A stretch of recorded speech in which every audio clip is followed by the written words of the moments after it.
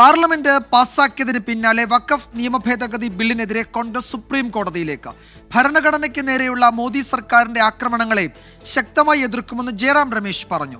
വഖഫ് bill ജനങ്ങളുടെ അവകാശങ്ങൾ സംരക്ഷിക്കുമെന്നായിരുന്നു പ്രധാനമന്ത്രി നരേന്ദ്രമോദിയുടെ പ്രതികരണം. ബില്ലിനെ പിന്തുണച്ച നിലപാടിൽ പ്രതിഷേധിച്ച് JDU-വിൽ നിന്ന് നേതാക്കൾ രാജിവെച്ചു.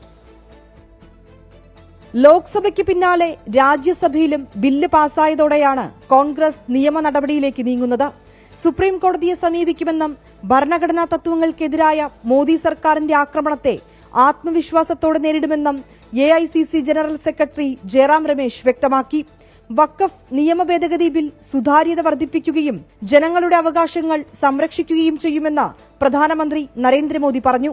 ബില്ലിനെ പിന്തുണച്ച JDU നിലപാടിനെതിരെ നേതാക്കൾ രംഗത്തെത്തി. മുതിർന്ന നേതാക്കളായ മുഹമ്മദ് അഷ്റഫ് അൻസാരി, മുഹമ്മദ് തബ്രൈസ് സിദ്ദിഖി, ന്യൂനപക്ഷ വിഭാഗം സെക്രട്ടറി ഷാനവാസ് മാലിക്, രാജു നയ്യാർ എന്നിവർ രാജിവെച്ചു.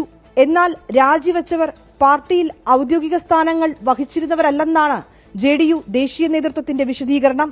NDA എടുത്ത തീരുമാനത്തെ പൂർണ്ണമായും പിന്തുണയ്ക്കുന്നുവെന്നും ദേശീയ വക്താവ് രാജീവ് രഞ്ജൻ പ്രസാദ് പറഞ്ഞു.